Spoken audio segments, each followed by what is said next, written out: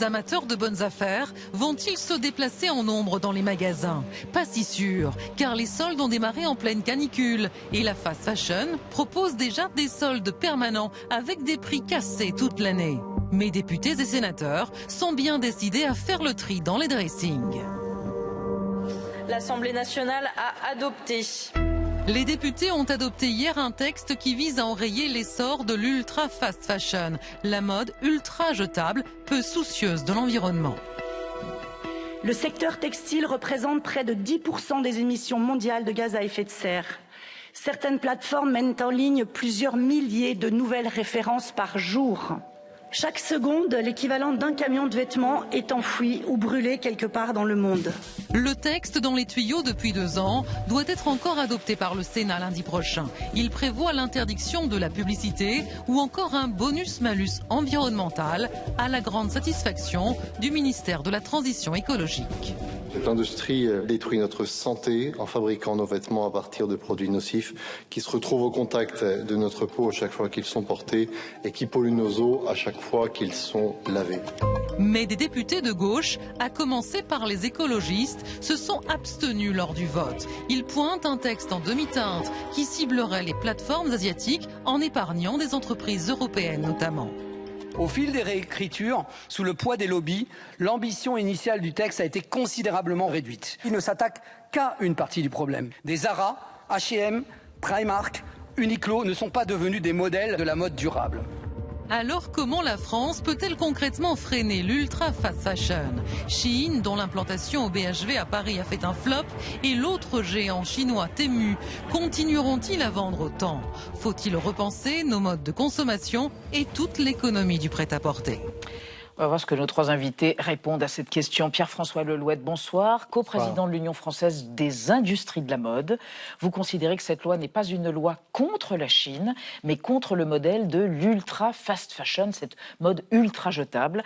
Et cette loi va permettre, selon vous, de freiner son développement. Les pouvoirs publics ont enfin pris conscience du problème. À côté de vous, Benoît Elbrun, bonsoir, professeur de marketing à l'ESCP. Vous êtes également professeur à l'IFM, l'Institut français de la mode, et co-directeur de l'Observatoire marque imaginaire de la consommation et politique à la Fondation Jean Jaurès. Et selon vous, la nouvelle loi, donc, qui a été adoptée, ne va pas changer grand-chose au développement de l'ultra fast fashion. Les marques vont trouver des subterfuges pour la contourner, comme ce fut le cas avec la taxation des petits colis. Et à côté de vous, Pauline de Brabander, bonsoir. Bonsoir. Directrice plaidoyer et campagne de Zero Waste France.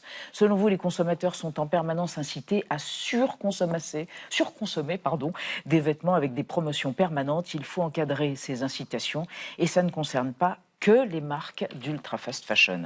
Et on démarre le débat avec le calendrier du jour. Oui, très long ce calendrier. Le premier vote sur cette loi anti-ultra fast fashion donc date de plus de 2 ans, le 24 mars 2024 précisément. Ensuite, la dissolution surprise de juin 2024 a bloqué le processus. Et après une longue navette parlementaire, la proposition de loi a été adoptée hier à l'Assemblée. Le Sénat doit encore se prononcer à son tour dans 4 jours pour que le texte soit définitivement adopté. Il faudra ensuite les décrets d'application. Entrée en vigueur prévue a priori en septembre. Pauline de Brabander, est-ce que c'est 2 ans de perdus ou c'était le temps nécessaire au consensus? Ah non, c'est 2 ans de perdus. On aurait pu aller beaucoup plus vite.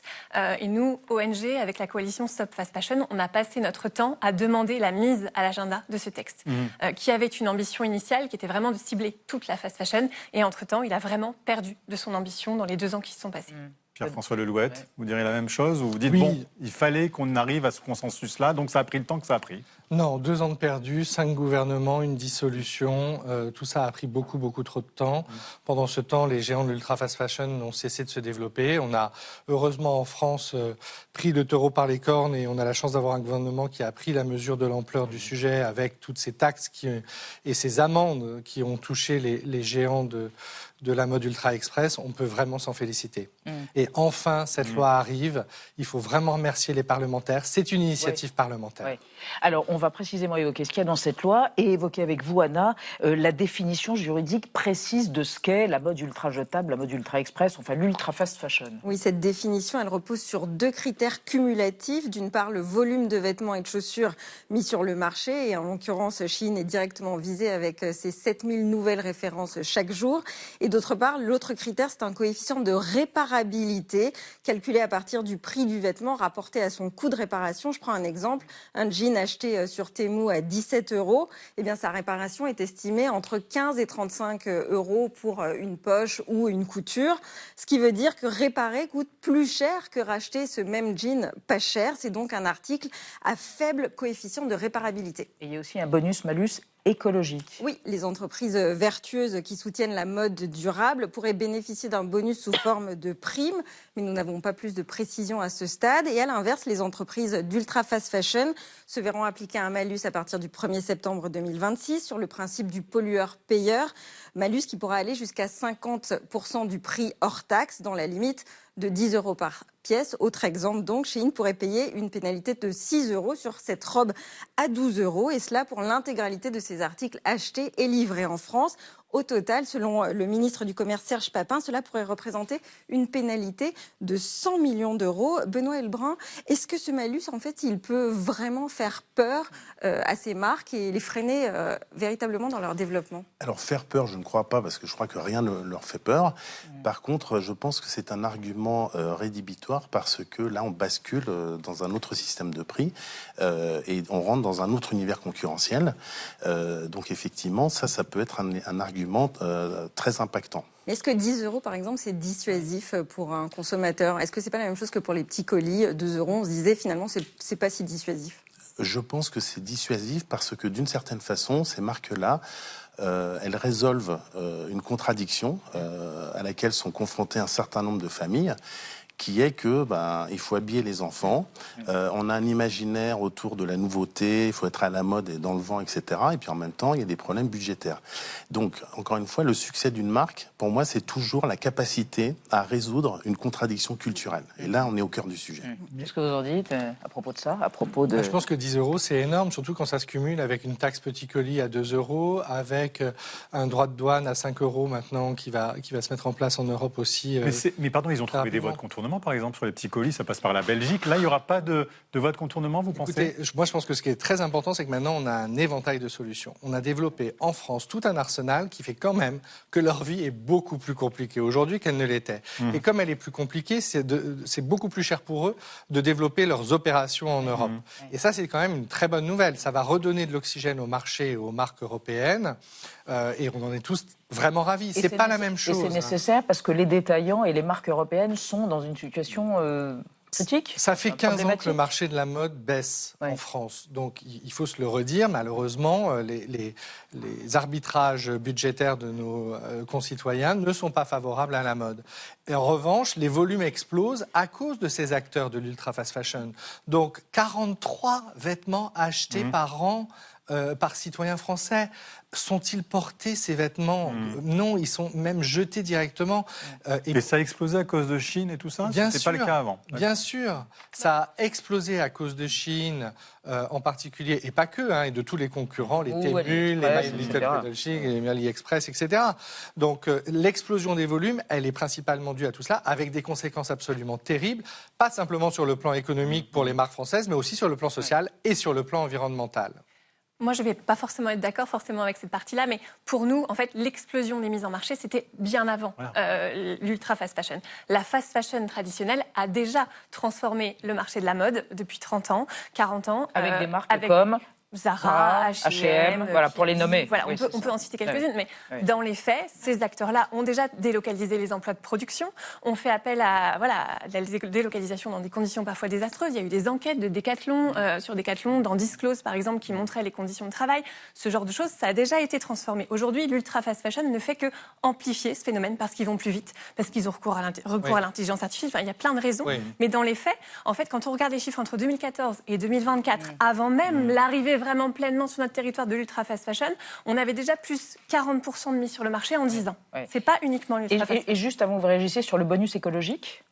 Sur les bonus Oui. des primes qui sont prévues par la loi, bien sûr, on est bien entendu en faveur. Il faut rendre accessibles les marques les plus vertueuses au plus grand nombre. Et ces bonus, à mon avis, on attend encore les décrets d'application, mais on appelle à ce qu'ils soient les plus ambitieux. Parce que pour l'instant, il n'y a pas de seuil, il n'y a rien du tout. Non, mais enfin, moi, je suis absolument choqué que nos amis de la gauche n'aient pas voté cette loi. Je suis désolé. Cette loi, on ne peut pas comparer. Et je ne suis pas un défenseur de la fast fashion. Moi, je suis un défenseur du Made in France et des marques Made in France. Mais on ne peut pas comparer un modèle économique avec 7000 références par jour, comme celui de la mode Ultra Express, avec un modèle économique avec 500 références par jour. Entre H&M, Zara et consorts et Shein, Temu et consorts, c'est du x10. C'est le volume. C'est du volume. Et c'est pas les mêmes matières. Quand vous allez chez Kiabi, c'est du coton et c'est souvent du coton bio et c'est des magasins avec des employés dans les magasins. Quand vous allez sur Shein, c'est du polyester dérivé du pétrole qu'on n'arrive pas à recycler. C'est pas la même chose. Benoît Heilbronn. Alors, je pense que ce qui est important dans la discussion, c'est qu'on est face à des effets de structure qu'on ne peut pas résoudre avec des rustines. Ça, c'est la première chose. Donc, la mode, ça vient de très très loin, ça vient du 17e, et on n'a fait qu'accélérer ce modèle. Et en fait, des marques comme Chine ne font que récupérer ce modèle. Vous dites c'est un monstre utile. Vous dites à propos de Chine, c'est un monstre utile. Oui. Utile pour qui ? En fait, c'est utile parce que ça permet de préserver le visage d'un capitalisme humain. À visage humain ? À visage humain, d'un capitalisme qui est responsable. Alors que, en fait, on ne parle pas des vrais sujets. Les vrais sujets, c'est quoi ? C'est le travail forcé. C'est plus de 26 millions de personnes dans le monde qui subissent le travail forcé, qui rapporterait, selon le Bureau international du travail, de l'ordre de 240 milliards de bénéfices. Donc vous comprenez bien que les acteurs n'ont absolument pas intérêt à ce que le système change. Et ça, c'est vraiment problématique. Et après, sur les critiques qui ont été formulées, je rappellerai que Chine a une toute petite part de marché en France. On est à moins de 3%. Ça, c'est une première chose. Sur la composition des vêtements, je rappelle que 70% des vêtements vendus dans le monde sont faits à partir du pétrole. Mais ça veut dire pendant que cette loi, pour vous, elle devrait s'appliquer aux marques européennes de fast fashion. Oui. Alors ce n'est pas. Alors que pour vous, Monsieur Lelouet, pas du tout. Il fallait dissocier. Il y a une différence. Non, pour moi, c'est un premier pas. Pour moi, l'urgence, c'est l'ultra fast fashion. Parce que ce qui a déstabilisé l'ensemble de notre économie et de notre société, ça a été l'apparition de ce nouveau modèle de distribution et de production qui est absolument intolérable. La priorité, c'est ça. Aujourd'hui, cette loi, c'est un premier pas. C'est la première fois qu'un pays légifère sur la mode. C'est la première fois que la mode devient un sujet de société et pas simplement un sujet économique et que ça devient un sujet environnemental. La France est en train de donner le là à l'ensemble de l'Europe. Aujourd'hui même, la France, les Pays-Bas et l'Allemagne se sont accordés pour demander à la Commission européenne que la Commission et que l'Europe prennent les éléments de la loi française pour pouvoir les élargir à l'échelle européenne. Vous y croyez ? Mais bien sûr, j'ai rassemblé 22 fédérations européennes de la mode à Paris en septembre dernier. Elles reviennent en septembre prochain pour demander la même chose à Paris. Encore une fois, il y a un vrai mouvement européen. L'Europe donne le là. C'est une ça très bonne pourrait s'élargir, nouvelle. dites-vous, à d'autres marques de la fast fashion. Si elles ne sont pas vertueuses, c'est normal. Ce qui est sûr aujourd'hui, ce que nous savons, c'est que ces acteurs de la mode ultra express, la Chine. Elles ne respectent pas les lois européennes et c'est pour ça qu'elles ont des amendes. Et justement, ça cible principalement les marques chinoises. Et le ministre des PME et du Commerce français l'assume totalement. Écoutez. Il y a un coût pour nos infrastructures, il y a un coût pour la société. Donc c'est normal que ces plateformes payent ces produits qui sont la plupart du temps qui ne respectent pas nos codes de la consommation, qui sont des produits jetables. Ce qu'on veut, c'est qu'on cible les plateformes. C'est ciblé sur les plateformes chinoises. Et justement, on ne va pas se tirer une balle dans le pied. C'est donc pas pour pénaliser les commerçants français. Mais Pauline de Brabander, quand on écoute le ministre Papin, on se dit que c'est davantage une loi protectionniste qu'une loi écologique. C'est ça le premier objectif. On est entièrement d'accord avec vous. Au niveau de Zero Waste France, on pense vraiment que c'est une loi qui avait une ambition première, vraiment environnementale à la base, et qui s'est transformée au fur et à mesure de son parcours. Mais qui aura des vertus écologiques quand même, vous diriez ? Aujourd'hui, en fait, ça reste à mesurer. Ça aura des vertus protectionnistes, ça c'est sûr, envers la mode française et européenne. Pour la protéger de la Chine. Aujourd'hui, quand on voit justement 500 nouvelles références par jour pour des marques françaises et européennes, ça ne va pas non plus. En fait, c'est pas un seuil acceptable en termes de gaspillage de ressources. C'est ça qu'on dit pas. Donc, sur le plan environnemental, non, ça ne va toujours pas. Qu'est-ce qu'il aurait fallu faire ? On aurait pu mettre des critères. Par exemple, on parlait des malus. On aurait pu mettre des malus à la fois certains plus forts pour l'ultra fast fashion et d'autres un peu moins forts pour la fast fashion classique. Ça aurait été complètement possible. Et des quotas sur les volumes, par exemple? Ah bah ça aurait été dans un monde idéal, bien sûr. Nous, ce qu'on demandait, c'est effectivement une réduction, une trajectoire de réduction des mises en marché. Moi, je ne veux pas stigmatiser. Je pense à tous ces vendeurs dans les boutiques de France, dans les boutiques des centres-villes et pas que, qui se battent, qui construisent des jolies silhouettes. Je pense à tous ces stylistes qui travaillent dans les marques européennes. Moi, la création par intelligence artificielle made in China avec zéro paiement d'impôts en France, etc. Encore une fois, je pense que ça n'est absolument pas comparable avec tout ce qui existe. Je ne pense pas qu'il faille dépeupler encore les centres-villes de France. Je ne pense pas qu'il faille dire à tous les gens qui n'ont pas beaucoup d'argent à la rentrée des classes, non, vous ne devez pas aller dans ces boutiques de banlieue pour acheter des vêtements neufs à vos enfants. Il faut aussi soutenir la marque de la seconde main, c'est une évidence. Il y a plein d'alternatives qui existent.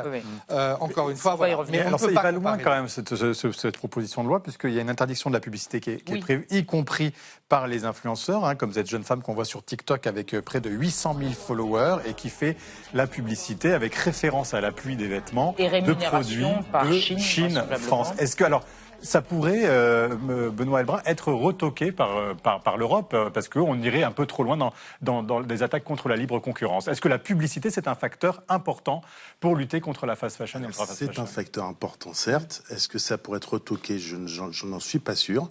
Mais pour moi, le mal est déjà fait, si je puis dire. Pourquoi? Parce que, en fait, Chine a une notoriété en France de 98%. C'est-à-dire, c'est la notoriété de Coca-Cola. Tout le monde connaît Chine. Et c'est un marché qui est drivé par la notoriété. Peu importe ce qu'en pensent les gens. 48% des Français ont une image négative de Chine. 45% pensent que ce sont des produits de qualité médiocre. Ça s'est vu au BHT d'ailleurs. Donc ça, c'est un phénomène qu'on connaît très bien en marketing. Mais l'augmentation des prix ne peut pas changer cela, justement? Alors ça peut, mais ça, c'est un facteur, justement, qui n'est pas le facteur publicitaire. C'est la différence entre l'attitude et le comportement. Je peux avoir une attitude négative à l'égard d'une marque et pourtant continuer à acheter cette marque. Et en fait, ce qui drive ces marques-là, encore une fois, c'est la notoriété, parce qu'on est sur le marché de l'impulsion.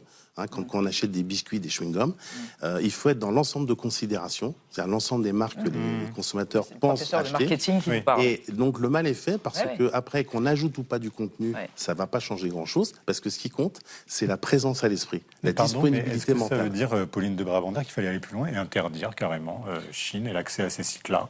Alors, nous, on n'est pas forcément spécialisé sur ce genre de demande non plus, parce qu'on sait très bien que dans le monde libéral dans lequel on vit, c'est pas forcément des demandes entendables. Par contre, nous, ce qu'on va demander, ça va être d'encadrer davantage toutes les incitations à surconsommer sur ces sites et de les interdire, à savoir les prix barrés, les jeux en ligne qui vous demandent de vous connecter tous les jours, qui fabriquent une addiction, les promotions permanentes. Il y a encore 20 ans, on avait 2 périodes de soldes en France. Aujourd'hui, on a des ventes privées toutes les semaines, et pas que sur Chine, partout. Donc ça, c'est un enjeu, d'encadrer ces incitations à la surconsommation, parce qu'on est captif de ce système, et pour s'en extraire, c'est très compliqué. Et puis après, je pense qu'il y a un élément aussi important, c'est que si on interdit la publicité, si on interdit le financement des influenceurs, on ne peut pas interdire les consommateurs de discuter de ces marques sur les plateformes. Et ça, c'est ce que des marques comme Lidl ont très bien compris, c'est que le principal moyen pour ces marques, pour se valoriser, c'est de s'appuyer sur le consommateur qui, de toute façon, a toujours été le premier média des marques. Alors, on va évoquer avec vous trois le recyclage. Est-ce que c'est une solution? Et on va utiliser une archive pour voir les limites de ça. Justement, c'était pour limiter les effets de la fast fashion. Le recyclage, on le met en avant, mais le stade ultime de ce recyclage, qu'on pense vertueux a priori, c'est souvent des tonnes de vêtements qui sont expédiés à l'autre bout du monde. Regardez, ça se passait au Ghana en 2021, c'est notre archive. Les vagues de l'océan Atlantique les rejettent inexorablement sur les plages où ils viennent s'entasser sur des centaines de mètres. Des milliers de vêtements portés autrefois chez nous en Occident finissent leur vie ici et polluent toute la côte. Alors, d'où viennent ces vêtements? Chaque jour, le pays en reçoit 160 tonnes par bateau. Ce sont en fait des vêtements usagés qui ont été donnés à des associations en Europe ou aux États-Unis, mais dont plus personne ne veut dans les pays développés. Des entreprises internationales de recyclage les envoient ici finir leur vie. Chaque année, c'est l'équivalent de 50 milliards de t-shirts qui sont jetés. Au moins 1 sur 8 échouera sur les plages et dans les décharges africaines. Pierre-François Louette, on pensait que le recyclage, justement, c'était une piste, une solution contre la fast fashion. Le gouvernement lui-même avait mis en place des bonus réparation textile, 7 € pour un rapiècement. En fait, ça finit là, dans ces décharges à l'autre bout du monde. Je vais vous dire, ça finit même plus là. Parce qu'ils n'en veulent plus, ils ont bien raison de ne plus en vouloir. Donc c'est chez nous, c'est ça, enfoui. c'est une horreur. Non, c'est chez nous et c'est parfois même dans des hangars où on ne sait pas quoi en faire. Donc ce qu'il faut en faire, c'est développer en France une filière industrielle du recyclage.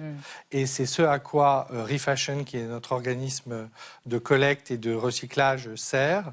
Mais malheureusement, il y a plein de sujets. Donc là aussi, les pouvoirs publics ont pris conscience de la faillite du système actuel, réécrivent un cahier des charges pour faire en sorte que l'on puisse enfin financer cette filière du recyclage industriel en France. Voir ça, c'est absolument scandaleux. Exporter nos déchets, il y a 5 ans. mais c'était encore là l'année dernière, c'est une horreur. Nous ne pouvons pas agir avec aussi peu de responsabilité. Mais Pauline de Brabander, là aussi, Vinted, une application que tout le monde utilise aujourd'hui, qui est le premier fournisseur de vêtements, on pensait aussi que ça permettait de recycler, de donner une nouvelle vie aux vêtements. En fait, non, ça incite à en acheter ?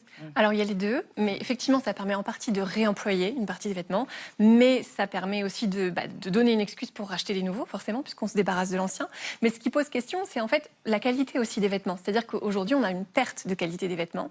On a des vêtements qui ne sont pas de la même matière. Le polyester, ça va se déformer. On va avoir une durée de portée, le nombre de jours de portée qui est beaucoup plus courte aujourd'hui qu'il y a 20 ans. Donc, c'est un enjeu, cette durée de vie des produits. Et en fait, je précise juste, aujourd'hui, il y a une filière de recyclage qui se développe, mais en attendant, tout part à l'incinération en France. Aujourd'hui, on brûle les vêtements et qui finissent vraiment brûlés. N'oublions pas que notre culture consumériste, en fait, elle est structurée autour d'un principe judéo-chrétien qui est la faute et la culpabilité. Donc, il faut toujours s'absoudre d'une façon ou d'une autre. C'est la fonction de la recyclabilité. Il est évidemment impossible de recycler du polyester. On ne peut que le brûler. Donc, ça, c'est un mythe qu'il faut absolument démonter. Et donc, il faut travailler sur les imaginaires. Et donc, c'est tout un travail éducatif. Ça doit passer par l'école pour essayer de contrer cet imaginaire de la nouveauté, de sortir de cet imaginaire culturel qui structure la société de consommation, qui est que c'est cette soif permanente du nouveau qui est en train de nous intoxiquer. Donc leur instiller la notion de sobriété, de réparation, par exemple, de qualité. La qualité de la durée de la relation avec un objet qu'on va pouvoir réparer, par exemple son vélo. Et ça, c'est pareil pour le vêtement. Ça va prendre 25 ans. 25 ans. Une génération. Voilà, une génération. Pierre-François Louette, il y a aussi une nouvelle marque qui s'appelle Lefties, qui appartient au groupe Inditex espagnol, qui vient d'arriver en France. C'est du Zara low cost, donc on veut bien consommer durable. Mais en même temps, il y a des nouvelles marques qui arrivent sur le marché et qui, quelque part, empêchent de le faire pour des questions de pouvoir d'achat. Oui, écoutez, moi, ce que je préfère, c'est les nouvelles marques qui arrivent, qui sont des marques éthiques. Je pense à Atelier Tuffry, je pense à 1083, je pense au Slip français, je pense à Fago. Non, ça coûte pas cher par portée. Parce que quand vous faites les calculs... Parce que durabilité, durabilité, je reprends les propos de madame. Quand vous achetez un jean 120 € et que vous le gardez pendant 15 ans, je peux vous assurer qu'il faut vraiment... Il faut que vous sortiez 120 € tout de suite, oui. Ce qui n'est pas toujours facile pour un Français. Non, je l'admets, c'est vrai. Mais sortir 15 € tous les mois parce que votre jean a craqué, ce n'est pas non plus la bonne solution. Bon, en tout cas, merci à tous les trois d'être venus débattre. On verra ce qui se passe le 1er septembre, si c'est adopté, si c'est mis en pratique ou pas. Et puis vous reviendrez pour refaire un débat sur la fast fashion. Amis sénateurs, votez cette loi, c'est lundi.